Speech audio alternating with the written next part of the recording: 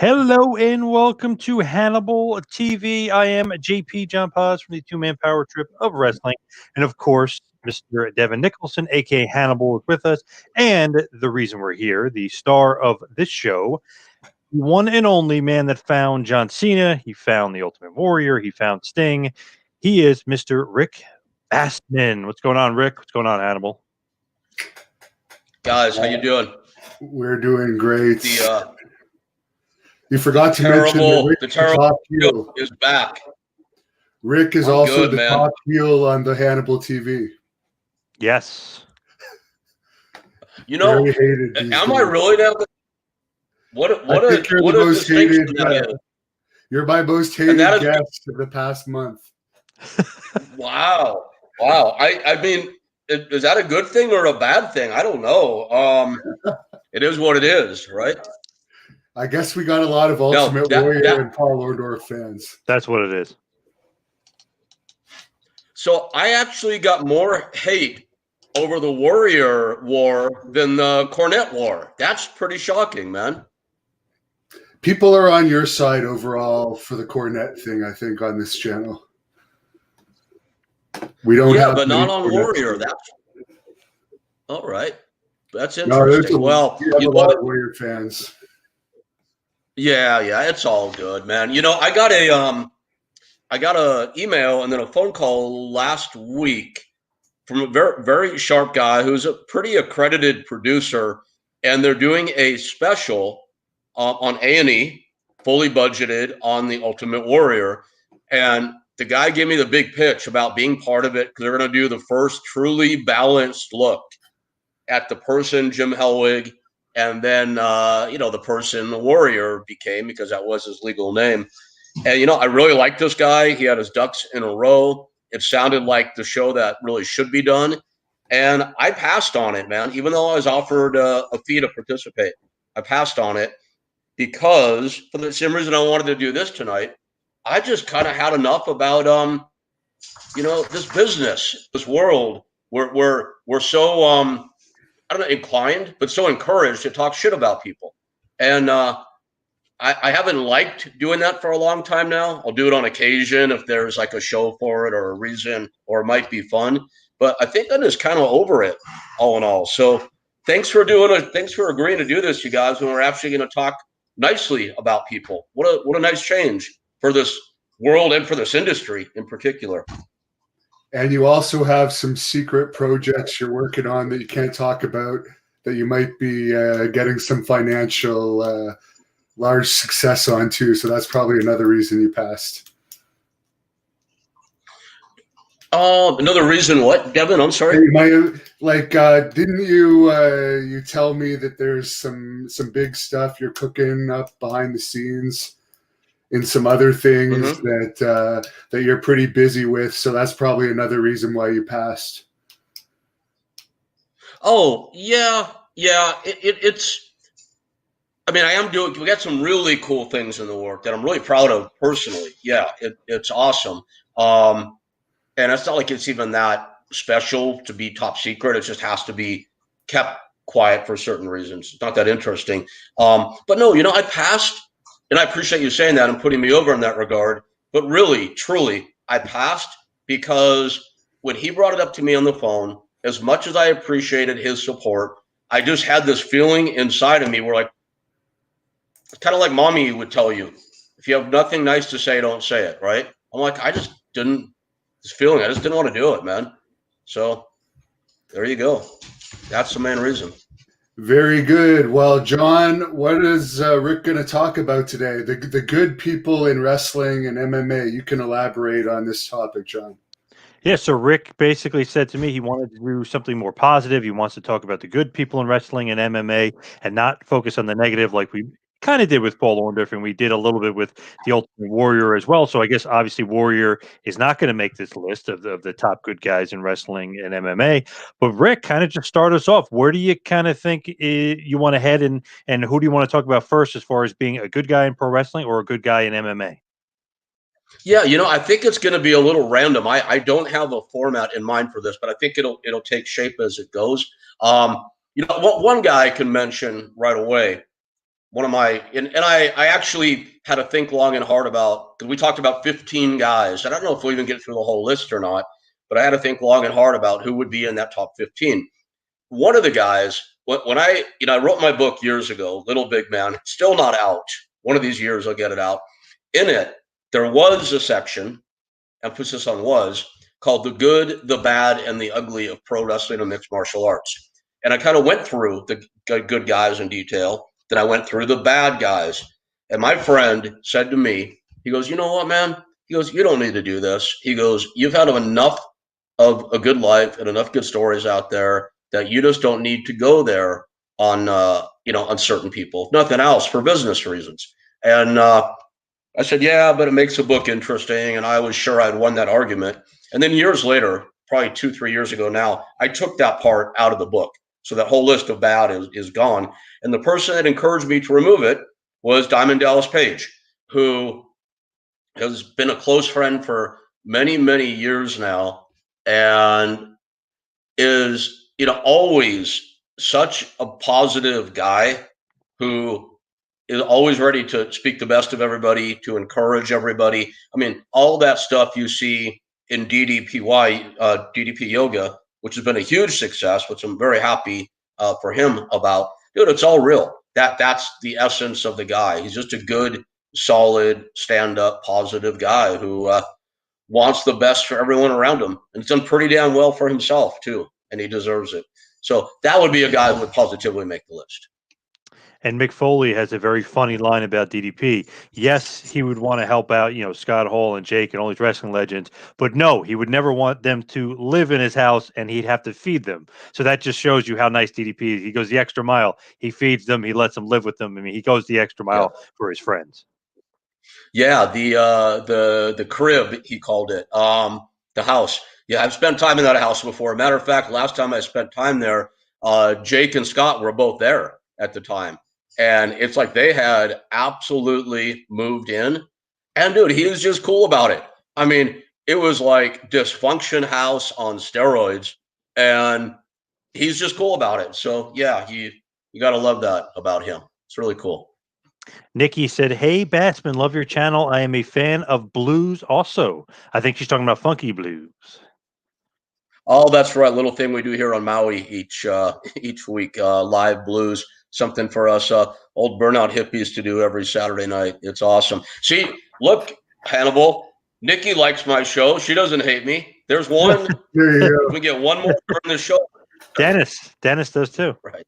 They're from your channel, though. They watch on your channel, which is youtube.com/Rick Bassman, which we can remind people to check out now. I know I haven't checked his subscribers for a while, but it's definitely on the upswing. And this video is also streaming live on his channel, and there's some custom content on there that people should check out. Thank you, man. Appreciate that. Yeah, the band was trying to come up with some interesting. I miss live music. Dennis loves you too. That's fantastic. I don't know what band he's the band on the live funky blues deal. That's really cool, man. Yeah, thank you, Dennis. I'll let them know you said so. They'll appreciate that. And okay, when you talk about John Pagliacci, I hope I pronounced that right. When you talk about good guys in wrestling, I think you have to mention Ricky Steamboat. Nice guy and well-spoken. Okay, so I cannot dispute that, certainly.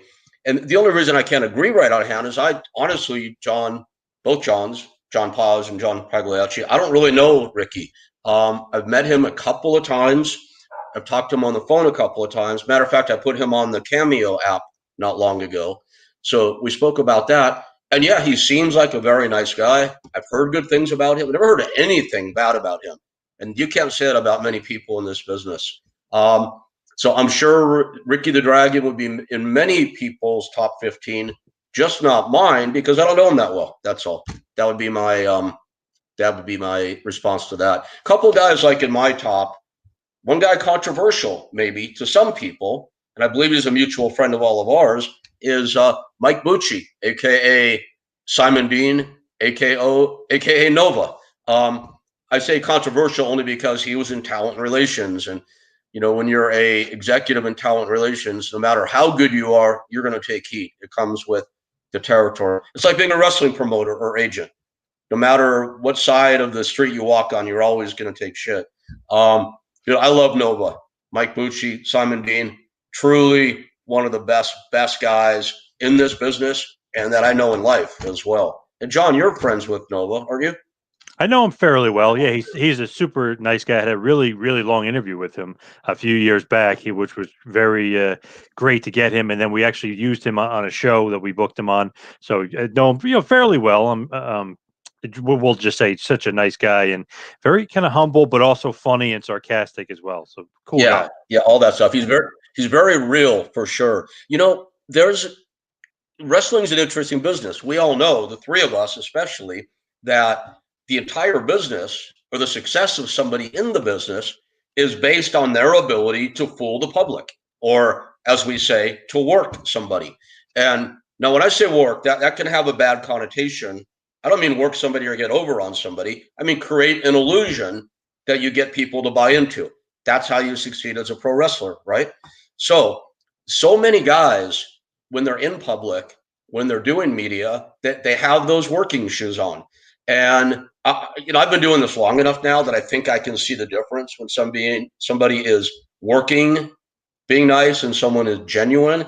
And the list I put together here for tonight are people that are friends of mine that I know to be genuine and know to be real, and not able only to turn it on for media or for whatever the case may be. So I wanted to draw that distinction. Number one is going to be Tank Abbott, right? You know what? Tank is, believe it or not, in my top 15 guys. Were you being sarcastic about that or not? Just for the fans out there might be surprised at that. I would also consider him a nice guy and not a worker, from the point that, as we all know, all three of us, some wrestlers are constantly trying to work you. He seems like a nice guy for sure, even though he's outspoken.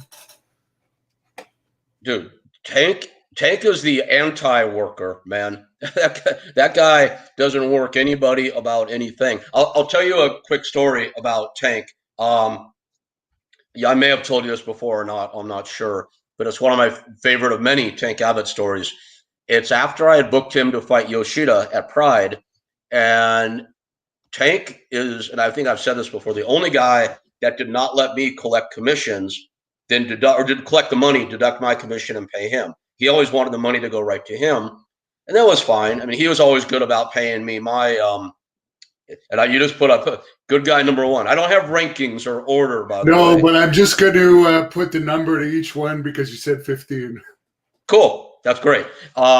So Tank comes back from Japan, calls me. He goes, "Hey, they said they'll wire me the money in a few days. I'll let you know when it's in. I'll get you your commission." I said, "Great." The very next day, I get a call from him going, "Hey, you won't believe this. It showed up already. Let's meet up so I can get you your money." I mean, that's pretty upstanding, right? So I said, "Great. I'll drive to see you." He's in Huntington Beach. I'm in San Clemente. It's an hour round trip. I was doing very well financially in those days, but it was like 11 grand cash. So that was worth the trip in my mind. So he goes, "No, man, don't worry about it. We're going to the wild animal park. We're going right by you. I'll drop it off to you." I'm like, this is even better. He's calling me days before I expected it, telling me the money is in, and he's going to hand deliver it to me. Doesn't get much better than that. So a couple hours goes by and no Tank. Another thing about Tank, he's always on time. Man, if he tells you he's going to be somewhere at 4 p.m., he's there at 4 on the nose, if not a little bit early. So a couple hours goes by, no Tank. I call him, and he is just freaking hammered, which is not a surprise for Tank. Most of my Tank stories, if not all of them, involve alcohol. So he answers the phone. He's hammered. I'm like, "Dave."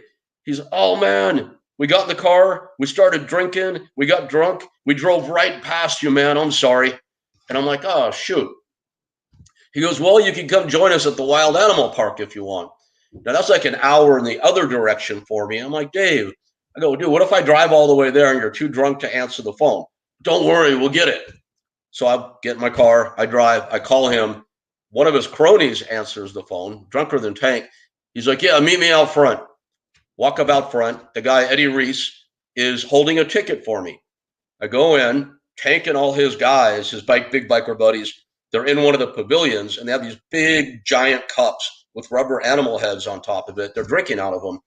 And Tank's like, Rick, hey, man, you want your money? I'm like, yeah. He goes, great. He goes, drink this first. He puts his cup down. I swear it's this big. It's like a giant 7-Eleven size cup. And it's his trademark vodka and cranberry, but there's like that much cranberry. It's basically straight vodka. I go, so I drink that to get the money. He's like, yep. So I drank it. Took a while. He takes the top off, examines it. He goes, great. You drank it. I said, cool, man. He goes, here's your money. Reaches his pocket, hands me 11 grand cash.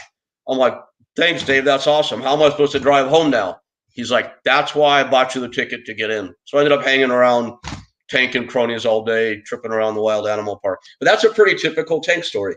You know, he's out there, but super, super good dude. Sean Wood said, how was Tank professionally? Professionally, Tank was the height of professional. He did what he said he was going to do and never anything less than that. Absolutely 100% a man of his word. No doubt about it. Is it common for him to like hang out at wild animal parks without kids or anything and just go there? He's like a giant kid in that regard. He likes to go do fun things. I don't know about you. I love going to amusement parks. Probably my favorite vacation as an adult was I think Johnny, you and I talked about this once, was going to Disney World with my wife at the time. So I understand why he's into that sort of thing. Sure. Absolutely. As far as Tank, I think the general consensus would be like he's nuts, he's crazy, he'll knock you out, like stuff like that. But no, he's actually, to his friends, I guess he's cool and he's very collected, and he's not going to beat you up or anything like that. No. He'll beat up other people. Not anymore, but that was his mode for a long time. I didn't really appreciate that part of him, but is what it was, Speaking of fights though in bars, he would cause his own fights with people in bars. He did admit that to me. Absolutely. Another guy that people would say is crazy that loved to get into bar fights, who is also on my list, is Sean O'Hare. And unfortunately, 3 of the people that I wrote down for my list are no longer with us, and Sean was one of them. He married a girl named Joy Elizabeth Brown, and that was the sister of Heather Brown, who was Tom Howard's wife. And Tom is, if I had to rank guy number 1 on my list, it probably would be Tom. He's my best friend in the pro wrestling business and one of my best friends in life, period. So Tom and Sean O'Hare ended up being brothers-in-law, of all things. And Tom and I owned a gym together in San Clemente at the time. Sean had been released from, John, you'd have to help me, probably WCW, I think it was. And we convinced him to move out and join us. So it's me and Tom and Sean O'Hare and Evan Marriott, Joe Millionaire, who's about 6'5", 270, in shape at that point.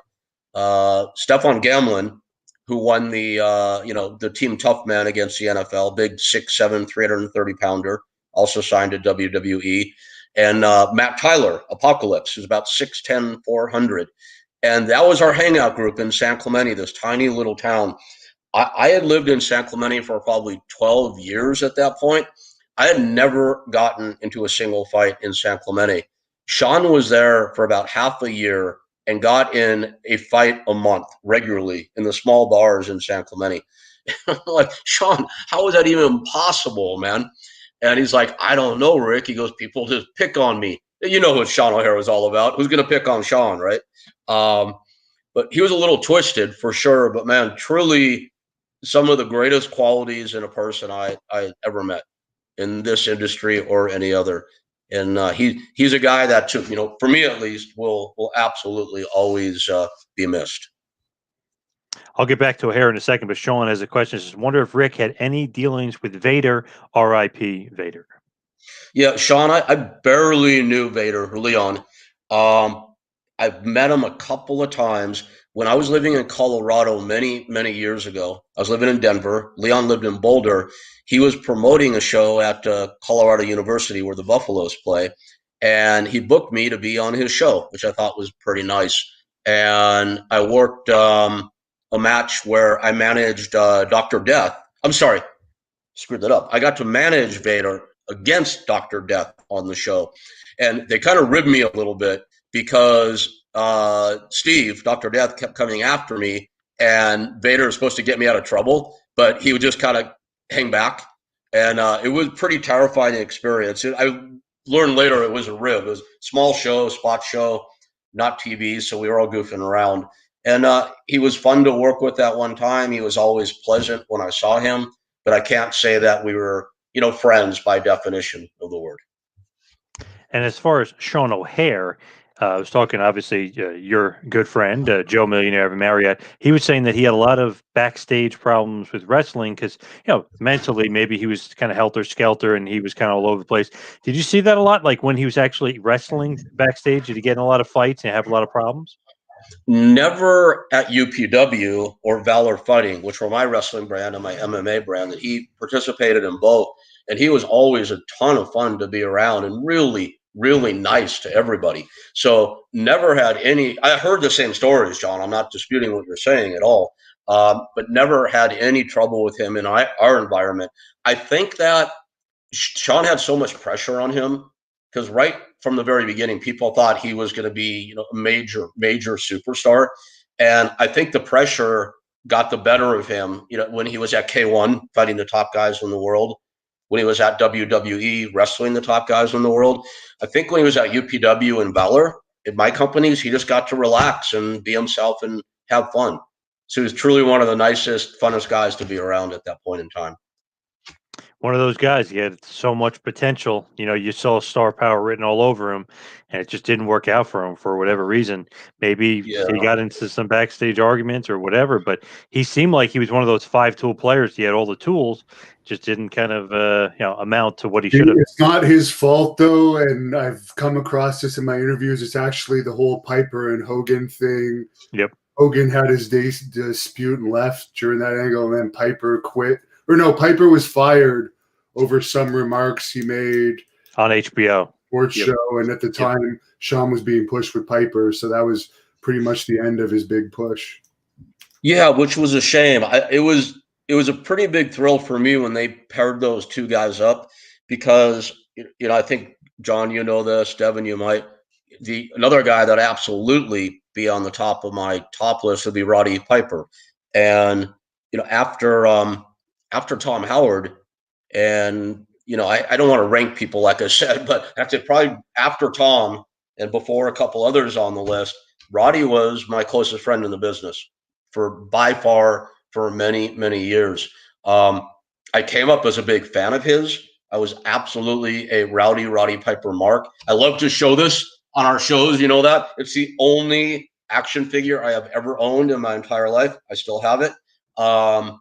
I almost named my new dog after him, and I even got Roddy's daughter's permission or blessing to do that. But man, Roddy, there was nobody like him, man. We all know the public persona, and that was him just turned up. I mean, he was a really complex guy, really interesting. Would quite literally give you the shirt off his back, and I know the definition of the word literally, it's misused always. He would do that. You needed a shirt, he'd give you a shirt. Man, I just can't say enough good stuff about Roddy Piper. And like Sean O'Hare, man, he's badly missed. That's for sure. In Roddy's case, by millions, of course. It's an amazing, amazing guy. And the thing with Piper, which is crazy, because if you meet him as a fan, like I did, you figure like, okay, he's one of the biggest stars of all time. He's probably going to rush you through the line, or he's going to be quick. No, it's the exact opposite. He spent like 5 minutes at least with every person.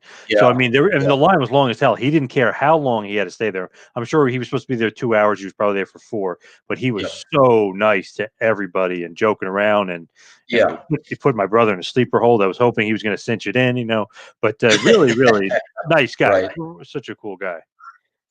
Sean, and what you're describing was not the exception to the rule. He was like that day in and day out, every single appearance, every event he ever went to. I was, he and I were with each other enough times that I saw it over and over and over again.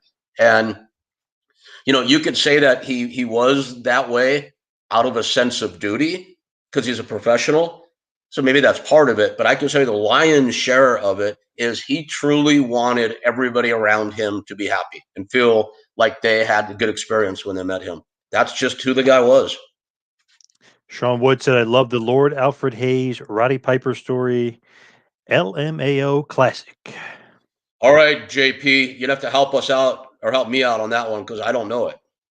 I'm not even sure what he's referring to unless he's talking about how Lord Alfred Hayes had a big, Big Johnson, if you will. I'm not sure if he's referring to that, Yeah, story it's or not. sexual harassment type story regarding Alfred sexually harassing allegedly Roddy when he was younger, but we won't get into that because we have 15 to go through. And Yes, we're only at number 3. So who's going to be? We've done like 5 or 6 so far. Nope, actually, we're at 4. Nope, 4. we got. Hold on, I got 6. I got DDP. I got Nova. I got Tank. Okay, I'll add them. Yep. I got Tank. I got O'Hare. I got Tom Howard, and I got Piper. So technically, we got 6. JP, you got to think Hannibal, as smart as he is, and as on top of as he is counting his 200,000 plus followers and keeping a really specific tab of the growth every day, would know the difference between 4 and 6. But what do I know? Well, you didn't go into those guys in that much detail, and maybe I don't really like Nova, to be honest with you. He never gave me any tryouts. I was almost signed through Dreamer, and then Ty Bailey got me signed. Nova was always a dick to me, so maybe I just blocked him. You guys were saying he was nice. But I had a different Rick was not a wrestler, and John only dealt with him as an interviewer. As an interviewer, when I interviewed him, he was cool with me from that perspective. But as Rick says, anyone in a position of power for talent, you're going to have heat for various reasons. With some people. Yep. Okay, fair enough. And that's not surprising to hear. We all have different experiences with different people, for sure. No doubt about it. Like a guy that's on my list that a lot of people go, they say one thing or another, is Paul London. Have you guys had much experience with Paul? I have. I've interviewed him before. He is nuts, but in a good way. Okay, fair enough, right.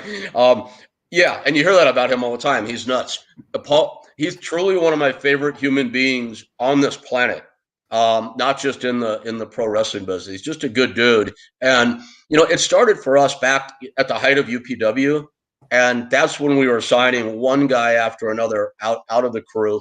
That's when, I had my eye out for big guys. I've always been called like a big guy, Mark. But that's what the industry was looking for at that time. And Paul was at Shawn Michaels School in Texas, and the school closed down. So like Brian Kendrick had not long before, Paul relocated himself on his dime to California to come to UPW. And man, I feel really bad about this still to this day. I completely 100% ignored that guy. It's just I had my eye on other things. I wasn't mean to him. I would say I wasn't dismissive. Maybe I was dismissive. And I think about, and he's so nice to me and still is, and we're real friends these days. If I had like a gig come up now, Paul would be one of the very first people, if not the first person I'd call, because I'll perpetually feel like I want to make things up to him. There are a lot of people that, in my opinion, I did a lot for that turned around and kind of like stabbed me in the back.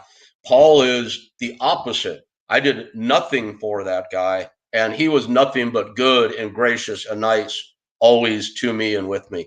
So Paul London will always be on my favorites list for sure. And when I was getting WWE extra jobs, where oftentimes the wrestlers will just not treat you very well, Paul was very, very nice to me every time I was back there. He probably wouldn't even remember me now, but I remembered him just, making you feel comfortable and treating you like one of the boys, even though you're not really one of the boys. No, that sounds like Paul for sure.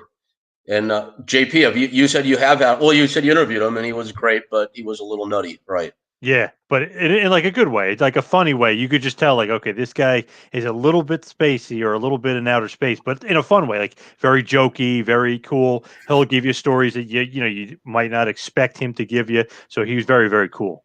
I want to hear his Mordecai story with that guy from what's it called? The guy that was released from NWA for the controversies. Dave Lagana. Yeah. You might know that.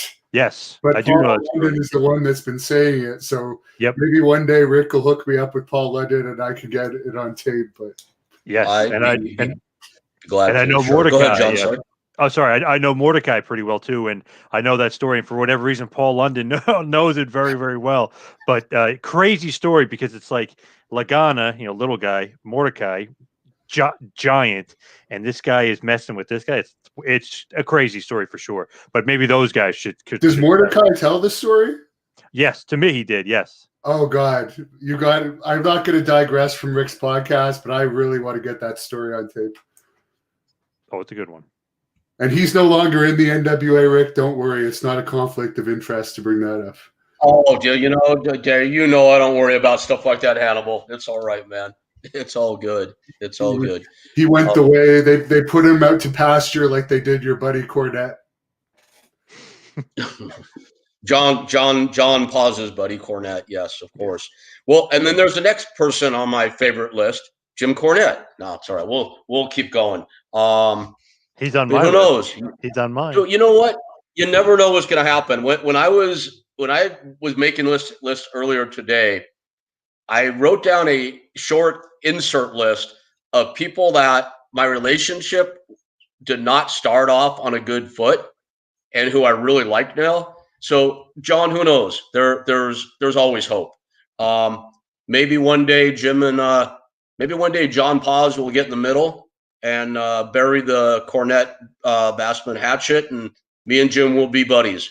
I'm open to being friends with anybody, man. Well, I would never say that. I would actually tape my fists up and beat him to death if I could do it legally, because I despise him and I think he's a total scumbag that like promotes discrimination. So I feel the opposite. But Rick, you're a great guy, a lot nicer than I am. Fair enough. A lot of your listeners won't believe that, but thank you. I appreciate that. Hey, this is not to get into discussing any of these guys, but here's a very quick insert list of guys who my relationship was not good with that have absolutely turned around, and I'm glad it's turned around. RVD is one. Brian Kendrick, Spanky, another.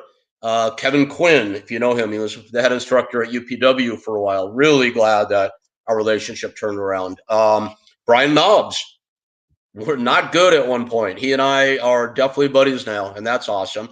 And by then, the way, Brian Knobs has gained like 60 or 70 pounds in recent months. I saw a picture. He doesn't have the room for that extra weight either. Wow, I'm sorry to hear that.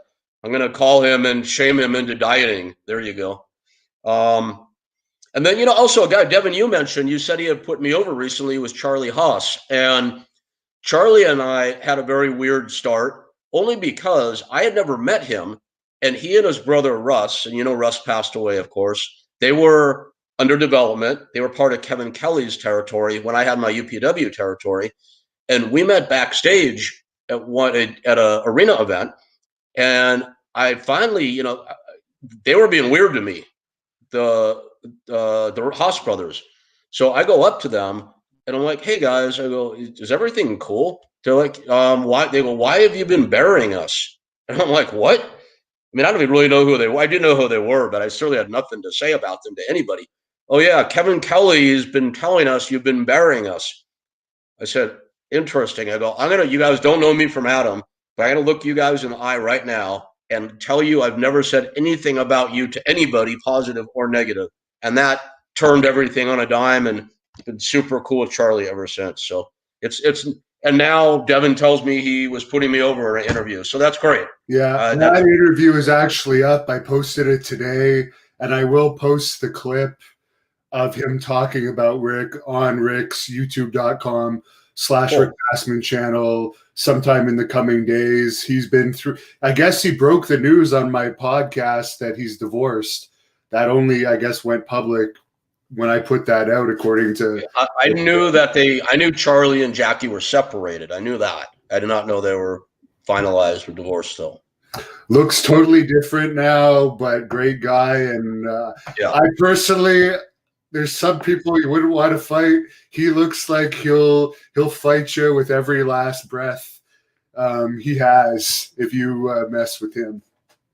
Oh, and he's a real deal. Also, he's also a shooter, right? Yep. Yeah. I'm right there with you, Hannibal. Not a guy I would want to tangle with either. That's for sure. And by the way, Kevin Kelly, he is a little bit of a ribber. I can guess he might have been ribbing those guys. Oh, thoughts on Sullivan? Is that Kevin Sullivan? Do you expect? It must be if it's on this channel with all the Kevin Sullivan footage we put on. All right. So John Paz will tell you that for months now, I think I've been saying, if you think of it, tell Kevin I said hello. So I haven't talked to Kevin in probably 20 years, I would say. It's been that long. But back when I worked for the Walt Disney Company in the early 90s, it was in Orlando, Kevin and Nancy, who they became the Chris Benoit's wife, of course, lived close by in Daytona Beach. And I don't recall how we connected, but Kevin and Nancy would come out fairly frequently. And they once brought Ashley Flair with them, of all things, when she was a little girl or somewhat young girl. And Kevin and Nancy and I would go out to dinner. And we did that fairly frequently. And we just developed a really nice, friendly relationship. I can't say that we're friends. I don't mean the opposite. We're certainly, not unfriendly. We just haven't talked in a long, long time. But I've got nothing but positive stuff to say about the Taskmaster. That's for sure. Now, who else is on this list? Who's number 8? Like Quinn and Kendrick, RVD, and Haas and Knobs, not on the technical nice guy list. So who's on your list? That was okay. Butterbean, absolutely one of my favorite human beings on this earth. Has been for so many years now. Man, Bean and I have been together to Japan, to England, to Romania, to Guyana, and God knows where, South America, to Canada, to so many different places, and a few times to Alabama, Jasper, Alabama, where he lives. I've been to his home. Friends with his wife, Libby. Got to eat a few times at Butterbean's barbecue. I don't think it's open any longer because of COVID. Butterbean was at my house. I have a photo of Butterbean with my dog, Ramon and Marley. And we go back a long way. We're very close personal friends. Eric Esch, the real name Butterbean, is absolute salt of the earth. So there's another one. He seems like another guy. With him on this channel that Rick hooked me up with. So thanks for that, Rick. Oh, that's right. You had Bean on, didn't you? How'd that go? The fans liked it. He's not much of a elaborate storyteller, but I think it was the longest interview anyone's done with him, about an hour and a half. There's nothing really more than an hour anywhere I could find. So fans, I suggest you guys check that out. He's also on your Be Good video that's on your channel, youtube.com/Rick Bassman. Yep, that's right. It was Butterbean and Sting and Lou Ferrigno and a bunch of others. And that brings me to someone else that is on my list of the top 15. That was part of Be Good as well. And that was Boss Rooten. Nice. One of the funniest, most charismatic, most intelligent, and nicest people you could ever meet as far as being a true friend. I mean, what can you say about Boss? Wow. We talked every week on the phone now, me and Boss and Malibu, Darren McBee, and a couple other people. It's a really nice group, and it's just about, talking and being friends and being supportive and being open and, discussing the world and solving our challenges. And, he and I we're fast friends at Boss Rooten is a gentleman. Absolutely. When he's not knocking you out in a street fight in Amsterdam, Holland. No, that's way, way in his past. He's not like that anymore. And even when he was like that, he was a great guy. He's always so much fun.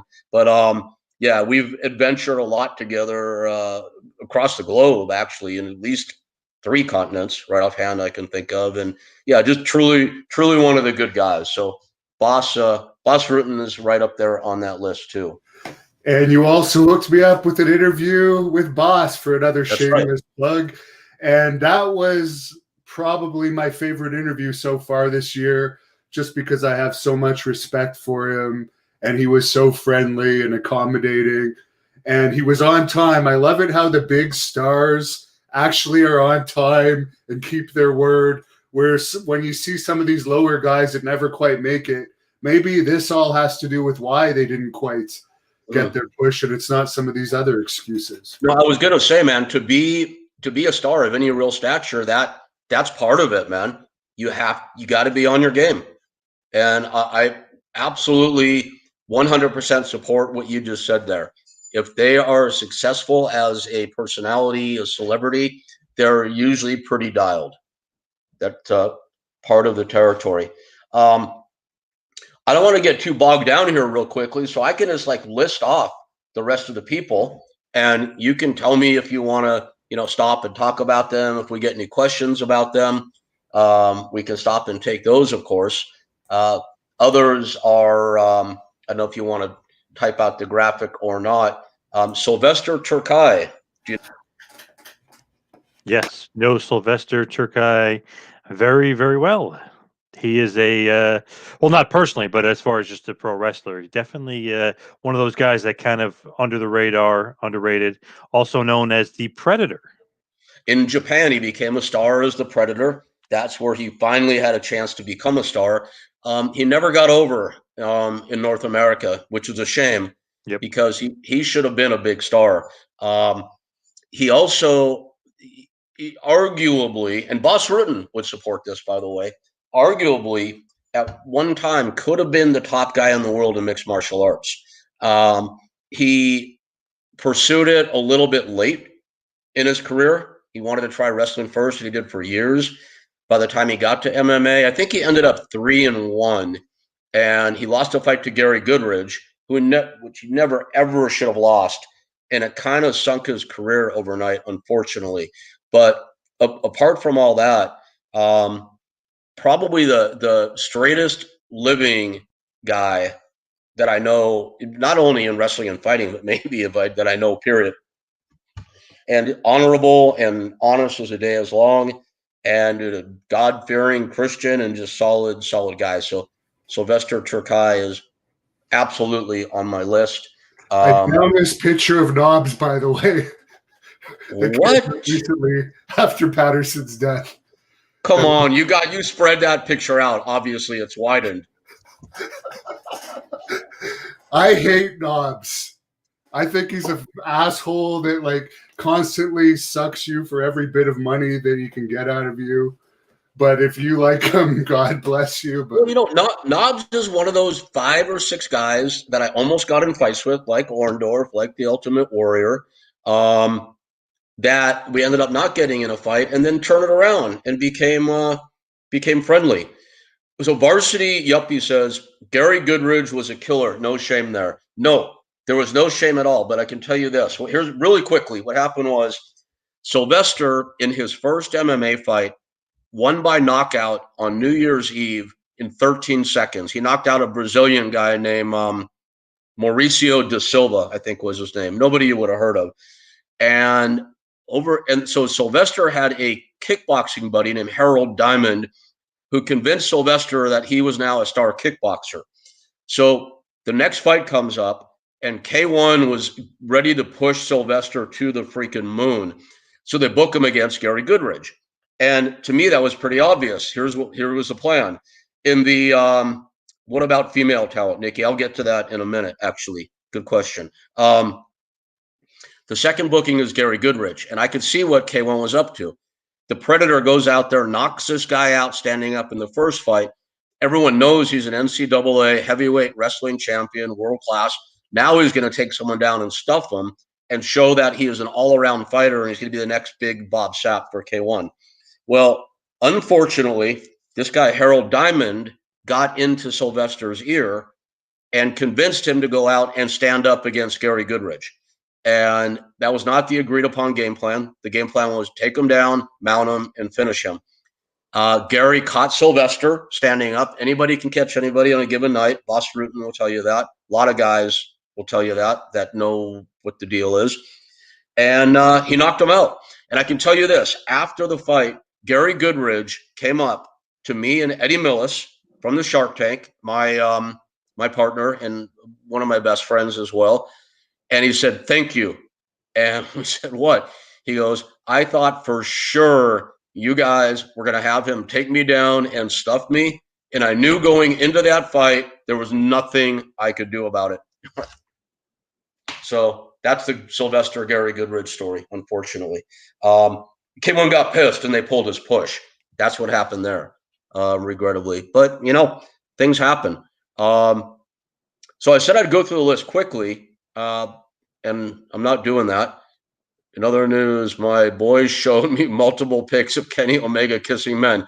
I have never even met Kenny Omega. I know nothing about him, so I'm not going to comment on that one. We can let that one go, right, guys? Yeah. Yeah, I mean, that was his gimmick. Anyways, he had a tag team called the Golden Lovers where it was a gimmick. We already talked about that. It's no secret, I don't think. I mean, John probably knows. I think there was a documentary on him being bisexual, so I don't think it's any secret. And we all know lots of people that go both ways in this business. True enough. There are 4 more guys on my list. I'm going to give you a list real quickly. If you want Are to we stop on number 9 or number 10, John? Because I thought this would be number 11. This would be 11. Okay, damn it, I missed one. Who was after Sylvester Turkii? There was Butterbean. That was the last one we did. Boss Rooten, you missed, I think. Okay, I'll make him number 10 then. So I mentioned I would be a terrible secretary. There we go. That's all right, man. That's all right. We had I had mentioned to you guys that 3 of the people on my list had passed, and we've talked about Sean O'Hara and Roddy Piper. The other is Eddie Guerrero, and truly, again, one of the nicest human beings you could ever meet. I knew Eddie in passing for years, and then we both ended up at his nephew. I'm all confused on the family relations for the Guerreros. But we ended up at Chavo's wedding together in Orange County, and like just really bonded that day and that night for some reason. And we're pretty good friends. You know, another guy on my list is Steve Regal. And like Eddie, I can't say that Steve and Eddie were like close personal friends like everybody else on this list was. But there's something about those 2 guys that always stand out in my mind about just being really, really nice, genuine human beings who battled so many demons, so much personal shit, and always like kept, you know, we're always graceful about the entire thing, which was really cool. So I think a lot about Eddie and Steve Regal kind of in that, you know, same light together. Steve, we know, is, you know, recovered years ago and is on really solid ground and footing, which I'm so glad to hear about, and doing great in his career, better than ever. And so 2 guys that remind me a lot of each other for similar reasons, yet really couldn't be more different at the same time. Eddie Guerrero and Steve Regal would be on my list as well. I like the story Steve Regal tells in his book that he was like flying somewhere and randomly woke up in an Alaska jail cell with no recollection of how he got there, and he wasn't heading to Alaska. I'm not surprised, man. That shit happens, especially in this wild world of our business, huh? Here's how we doing on time, Hannibal. We look like we're doing good. Yeah, we're at number 11, and we haven't even gone an hour yet. 48 minutes. Okay. Well, I think we just did 12 and 13, but I can't count that high anymore, so who knows? You're at 13. We're at 12. Regal was 12. All right. Regal was 12, right, John? Yep. Perfect. Okay, so here's one. I want to see if you guys, you know, there are some people that probably should be on this list that I didn't put on there because you probably just wouldn't know who they are. So I wanted to keep it a little more in the mainstream. But here's one that might walk that tightrope. Do you guys know who Tony Jones is? Yes. Yes, there's an interview with him I did on this channel from Beyond the Mat. Oh, okay, great. So I know John Paz would know him. John knows everybody, of course, because he's I'm not saying you don't, Devin. We just know what a mind for the business John has. It's crazy. Terrible what happened to his daughter. Absolutely heartbreaking what happened to Tony's daughter. Oh my God. His daughter and his mom both within a few years. And we talked a lot during both those periods. I remember it well. And, Tony and I, one thing we like to say is we've always been there for each other. Tony came in back when UPW was hot, and we started that feud, I should say, against APW. And Tony came in along with Mike Modest, Donovan Morgan, Bison Smith, Vinny Massaro, and Roland Alexander, and a few, Tommy Drake, I think, and a few others. And, Tony and I, and Mike Modest to a degree as well, we were all married at the time. We used to triple date all the time. I don't know how that happened. We went to Mexico together. We went to Vegas together. And we just became really, really close friends.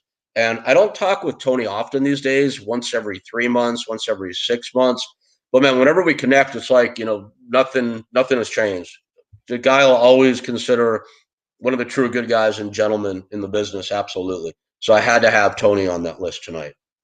And one of the co-stars of Beyond the Mat, like you mentioned, with Mike Modest. They were played a big part in that movie. Yeah. That was an interesting movie, Beyond the Mat. That was kind of the precursor to the show I did the following year for Discovery.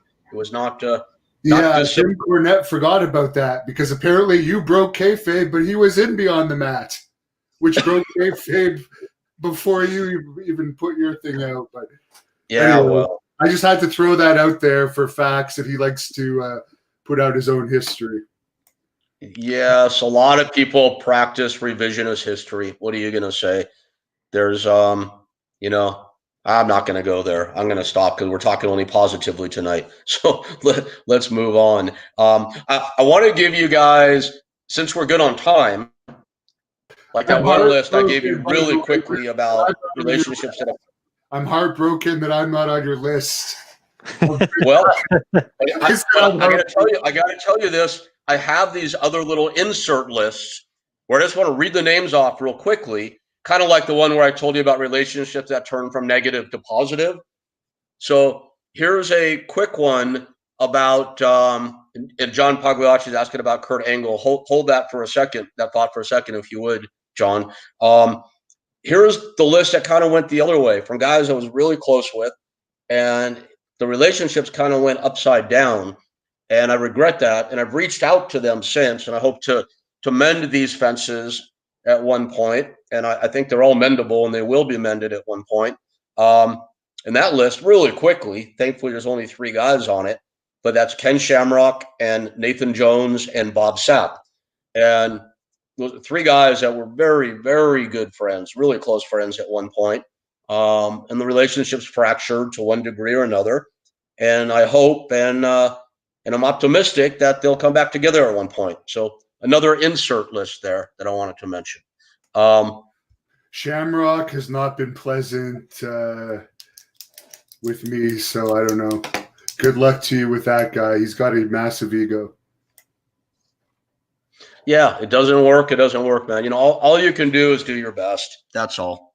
And that's funny, Devin. As much as people think I'm an asshole, or a lot of people think that, and as much as I've done to at times deserve that reputation, I will tell you this: at the end of the day, and this is God's honest truth, even with the Jim Cornettes and the John Cena's, Ultimate Warrior, if he were alive today, I would absolutely be open to repairing every relationship, because this will sound like cliche bullshit probably, but that whole saying, life's too short, I really believe that. I do. And, I think why hold a grudge and why perpetuate bad feelings if there's another way? That's my philosophy, for better or for worse. So who is number 14 on the list, Rick? I think, by the way, that you will make up with John Cena one day. And if I get more popular, I will help make that up for you. Very good. It's all good. I hope so. I wish him the best. I do. John, pause. One more quick list before I get to the others on the top 15. And the quick list, just a quick list of other people that I really like in pro wrestling that I've had good relationships with, but they just didn't fit in the top 15 tonight. So doesn't mean anything bad. Real quickly, here's that list in no particular order whatsoever. Shane McMahon, always loved Shane. Triple H, great relationship. Sting, of course, you know. Jake Roberts, Nelson Frazier, Viscera, who rest in peace, miss Vis, that's for sure. Goldberg, always been a buddy. Masters and Miz, two guys I started, really, really good guys. Dave Marquez from United Wrestling. I love Dave. Todd Kennelly, you know Todd, obviously. Todd's a guy that probably should be in my top 15. He's absolutely one of my favorite people on this planet. But again, there was 15 on the list, and maybe the name recognition wouldn't be there. But whatever. Todd Kennelly is on there. Sean Stasiak is on there. Terry Runnels. I love Terry. Kurt Angle, who John Pagliacci mentioned a moment ago. Christopher Daniels. And then the last two I have on this list, last but not least, are John Paz and Devin Nicholson. So there you go, Devin. You made a list. Well, it wasn't one of the bad ones. Thanks for blowing my heel cover. Sorry, dude. We're telling it like it is tonight, you know. Has Terry Reynolds come up to visit you yet? Because we discussed it before, and then even when I interviewed her, she mentioned it might happen. Yeah, you know what? Terry and I haven't been in touch in a while, but hey, word kind of travels from the Hannibal TV. So Terry Reynolds, as you know, we're here on Maui, me and my beautiful pups, and you are welcome and encouraged to come hang with us at any time, please. So there you go. All right. So I think we're at number 14 now. Am I correct, John? Yes, sir. Number 14. Without any further ado. No, I've lost. Oh, yeah. The Wild Man, Luke Gallows. Completely wild man, but huge heart, incredibly smart, intelligent guy. I met him late in my career in pro wrestling. We hit it off immediately, and we ended up doing some bizarre adventures together, man. Me and Luke and Nathan Jones went to the Democratic Republic of the freaking Congo together, which at the time was on the United States do not visit list. It was gnarly. And we had a hell of an adventure. Talk about a triple date. Me, Nathan, and Luke, and three young ladies we met in the Congo. That was fun. We had a great adventure together in Guyana. We did a couple of shows out there with Goldberg and Viss and Paul London and a bunch of other guys, Tom Howard, other guys that I mentioned tonight. We went to, Luke and I went as the pro wrestling spokespeople to the African Advocates for AIDS annual convention. Don't even ask me to explain that one.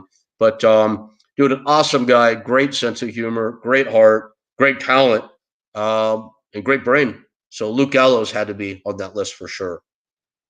Somebody had asked if Bret Hart is on your list. I think it was Paul Grillo. I barely know Bret. It would be kind of similar to my answer earlier tonight for Vader. I think there was one other, I don't recall who. Oh, Ricky Steamboat.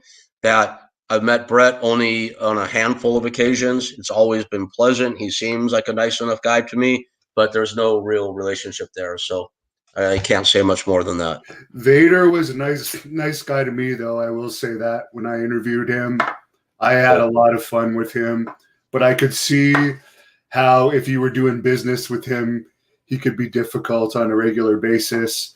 But when I met him, I think he knew he was about to pass away, and he was just lonely at that time and happy to have a visitor. Sure. Yep, I had one good altercation with Vader, one bad one, and then he made it up to me, and he did a great interview for me. So it was like, you take the good, take the bad, and then he made up for it. So I'll say he's definitely a good guy. Awesome interview too. Just Josh says, what do you think of Sting's AEW move? You know, I don't really have a lot to say about that. It's kind of off topic for tonight. I know, John Paz, you could talk about that for hours because you're expert at these things. I'll just say this quickly. I think it's great that he's still active and that he's still producing, and I would say happy as well. Because I'll tell you one thing about Sting I can tell you a lot of things about Sting, and he's a great guy. I mean, I have a really good relationship with Sting and have for decades now. The one thing is this: he doesn't do anything he doesn't want to do.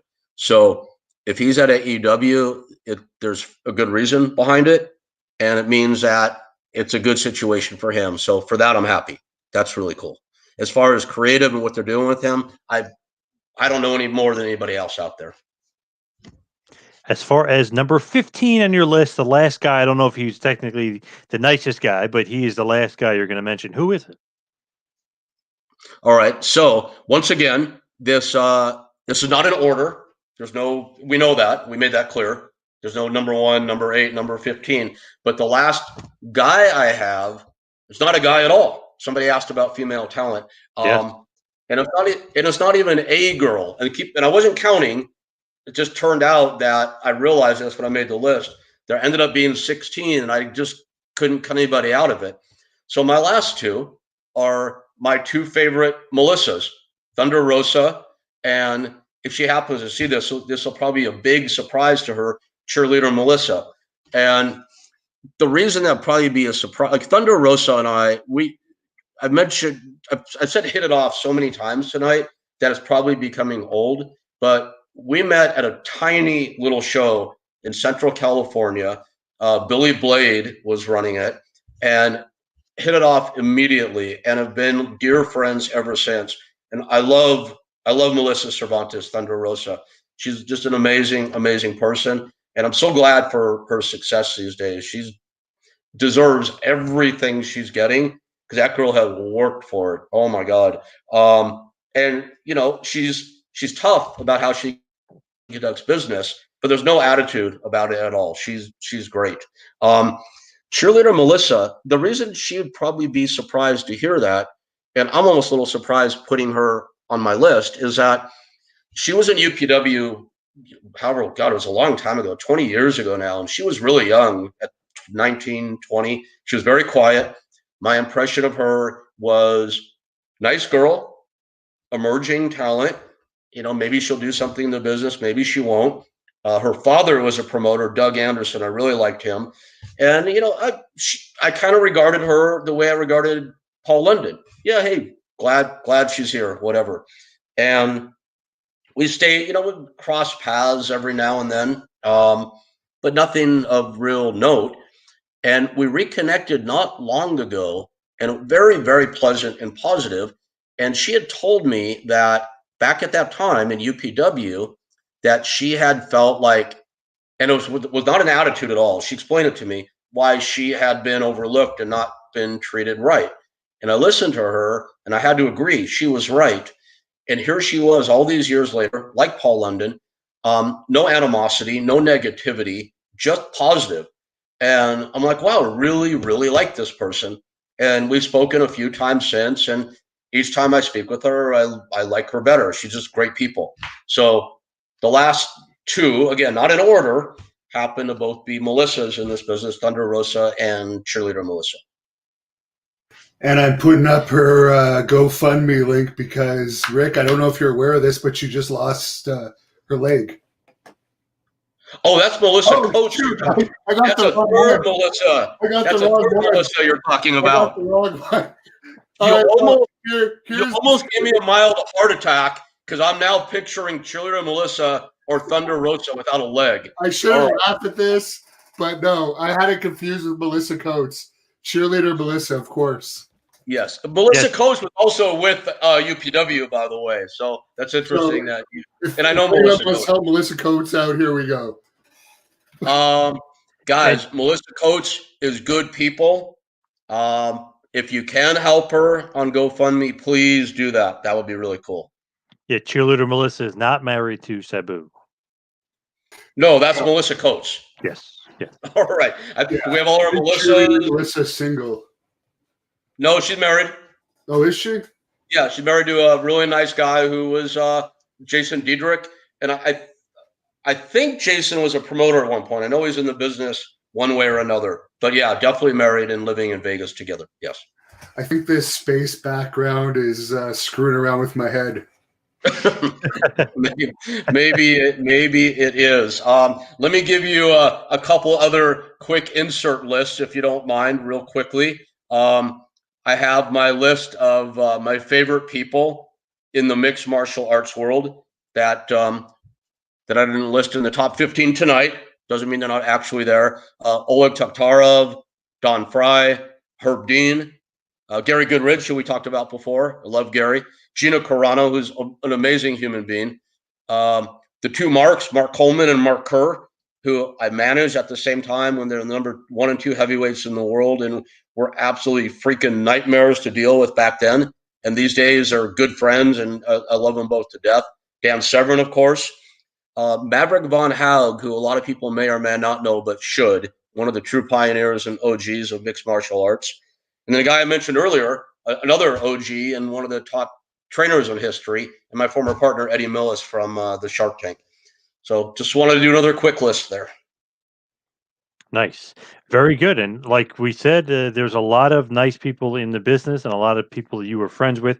DDP, Nova, Tank Abbott, Sean O'Hare, Tom Howard, Roddy Piper, Paul London, Butterbean, Boss Rooten, Sylvester Turkii, Eddie Guerrero, Lord Steven Regal, Tony Jones, Luke Gallows, and then Thunder Rosa / cheerleader Melissa was the full list. And you mentioned some other ones that are nice as well. So pretty damn good list, and a lot of good friends you had there. Nice, in some high places. So very, very cool to connect with them. I've been lucky in that regard, man. It's funny. It's a weird business to be in, man, especially, as a promoter / agent, because, like Nova, when Mike Bucci, talent relations at WWE, by sheer virtue of being in that sort of position, you're already going to catch some heat. It just comes with that position if you're not, quote unquote, one of the boys. But I've been very, very lucky that I've been able, despite not being one of the boys per se, being able to form like so many good, what I think are lifelong friendships with truly great people in this business. So it absolutely, like at the top of the show, Hannibal talked about how I'm probably the most hated person on Hannibal TV right now. And that bums me out a little bit, not too much, because it comes with the territory and I know that. But the friendships, all the good stuff so far outweighs that it makes it well worth it. So that's been an absolute blessing for sure. That happens in the business. You know what I mean? You get some haters, if you will. You get some heat, especially with the Warrior fans. And obviously there's some Paul Orndorff fans out there as well. And it wasn't really anything negative. It was just that, maybe there was going to be a fight there.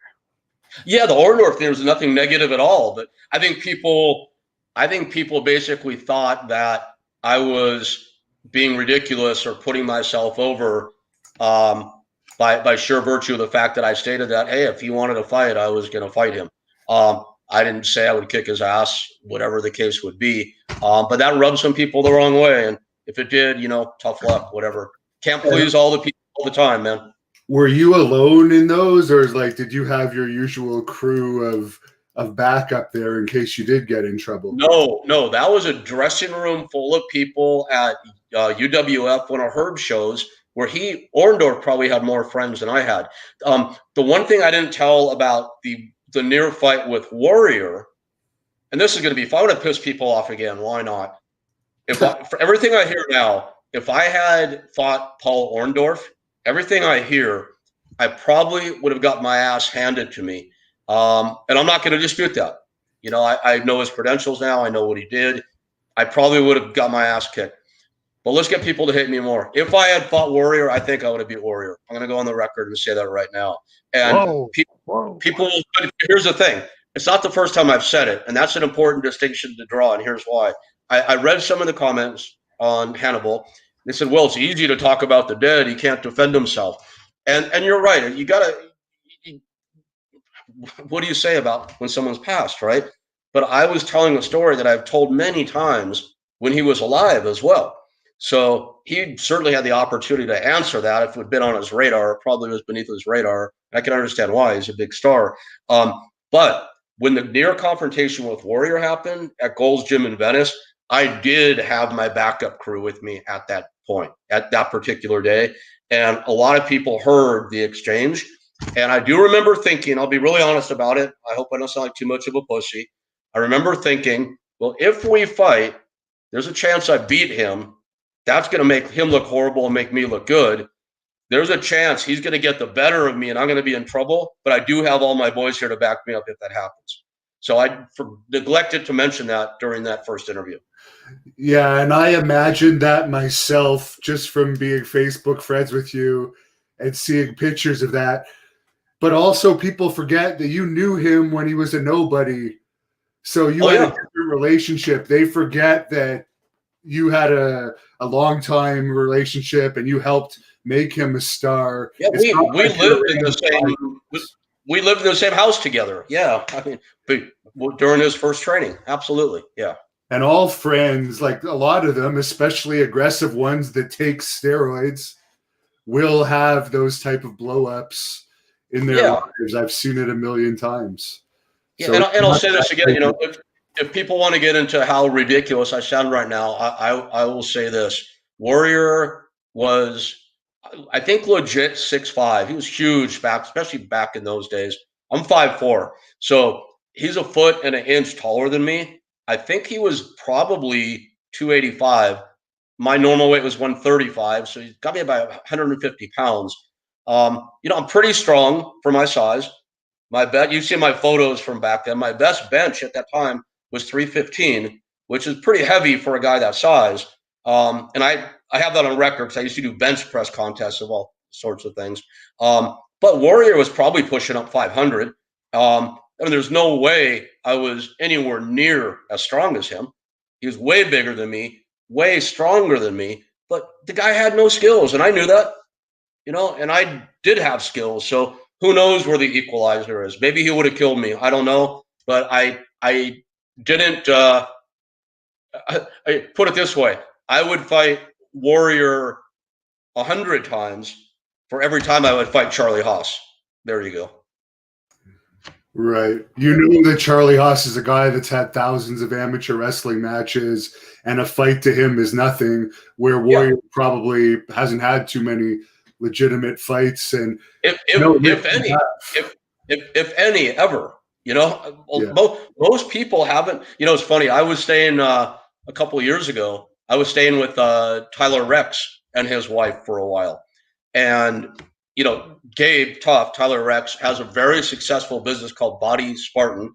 I want to give him a push. BodySpartan.com if you want to turn your fitness around.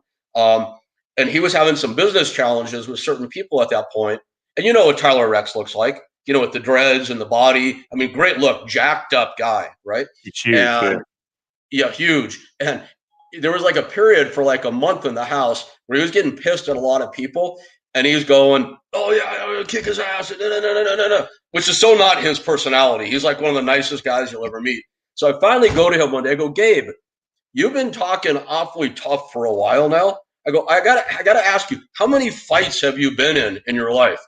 And he takes this long beat. He goes, none. And that was just awesome, you know. And that's probably true for a lot of people, Warrior included. Exactly. People don't think about that. They don't. So, watch a John Paul, as you're from the East Coast. Do you know a movie called Knockaround Guys? I've heard of it. Is that with Guy Ritchie? Vin Diesel. Is Guy Ritchie the director? I don't know if Guy Ritchie directed that. It doesn't feel like a Guy Ritchie movie to me. I could be wrong though. I know Guy Ritchie, of course, Lock, Stock, and Snatch and all that. Yeah, great director. Vin Diesel's a star. So you got to search this tonight before you go to sleep. You'll thank me for it. Search Knockaround Guys, fight scene, Vin Diesel. And it is one of my favorite scenes in the history of movies. And it's Vin Diesel in a bar in this little podunk town about to get into a fight with the local tough guy who's all, you know, puffed up, until Vin Diesel starts to tell him the story of 500 fights. And he explains in a very calm, almost like menacing, monotonous tone about how 500 fights makes you a legitimate tough guy. And it's one of the greatest, and then he kicks the shit out of the guy, of course. Got to watch it. And it's true. Experience counts. Nice. I got to check that out. I'm not there yet, but I know I've been attacked over 200 times in my bouncing years. Yeah, I'm well over that number from my my private school years when I used to be set upon regularly, and then just being an out of control idiot for years, picking fights all the time. Yeah, experience matters for sure, no doubt about it. Yeah, getting hit in the face and even the balance. Like when you're actually put in that situation, especially when you're not expecting it and suddenly you're in a fight with no warning, you can't really prepare for that without experience. With somebody legitimately trying to hurt you. There's no referee there. There's no timekeeper, so on and so forth. Yes, I mean, I'm not. I want to back up. I'm not trying to put myself over as some kind of tough guy. We kind of got on the warrior thing, then we digressed. But you know, it is what it is. The warrior would have kicked my ass, hands down. Story over. Yeah, I don't believe. I actually think it would have been interesting to see. There you go. Right, midget versus giant live. And we saw in the original UFC when there was no weight classes that it didn't matter if you were a bodybuilder. And people always forget that. I would rather fight Nathan Jones, who you mentioned earlier, than a guy George St. Pierre or Charlie Haas's size. Just because those guys are going to blow up faster and they're going to be slow. And as long as you can go a couple minutes with them, you know you're going to break them down. But those little guys, they can go forever if they have the right technique. For sure. Definitely. I think that the Warrior would probably press slam Rick, splash, 1, 2, 3, it's over. And I think Rick might be frozen, but this was actually the best stream of Rick's that I've been a part of so far without him getting frozen. But we're wrapping up here anyways. Let's see if he comes back now for the end of it. John, do you have an Ultimate Warrior impression? I just love when he would cut the promos and then you had no idea what the hell he's talking about. And he's like, and then I'm going to be totally insane. He was a very interesting promo. So Rick didn't give us his opinion on Sting, unfortunately. His real deep dive into that, but he wants to remain, I guess, fairly neutral. Yeah. Comments. I'm surprised Sting didn't make his top 15 list. He always talks so highly of Sting and how he's like the nicest guy. I'm surprised. I think maybe this was more of like a shocking good guys, nice guys list, maybe. Well, I don't think Rick is coming back, but here's a good question for you, John, to wrap this up. Mm-hmm. What's your top 10 nice guys that you've interviewed? Because I know you've interviewed hundreds of wrestlers by this time. And yeah, we dealt with the good, the bad, and the ugly. I think I've probably interviewed, 600 or 500, 600 interviews. So it's a lot. I think the nicest is probably, I'd say Sting is easily one of the nicest. Such a nice guy. Dusty Rhodes was super, super nice even beforehand, leading into the interview. Hey, Johnny, what do you want to talk about? And like all this stuff, he's cool as hell. Shockingly, Tully Blanchard, because you always hear bad stories and bad things about Tully. He's definitely up there on my nice guy list. Double A Arn Anderson, who I've interviewed about 3 or 4 times. He's easily on my nice guy list. There's a popular interview with Arn Anderson that you gave me to post on this channel. Yes. That people should check out. It took a lot of editing to get other guys talk out of there. Not my fault. That wasn't my fault. That was the other guy's fault. But yes. Guys. But people won't understand that because I cut it out. Yes, thank God. Yes. Let's see who else here. King Kong Bundy, just thought he's such a nice guy, and getting to know him personally, that's another probably surprise to people that would think that he's an asshole or not a nice guy. But Bundy is definitely up there as one of the nicest guys.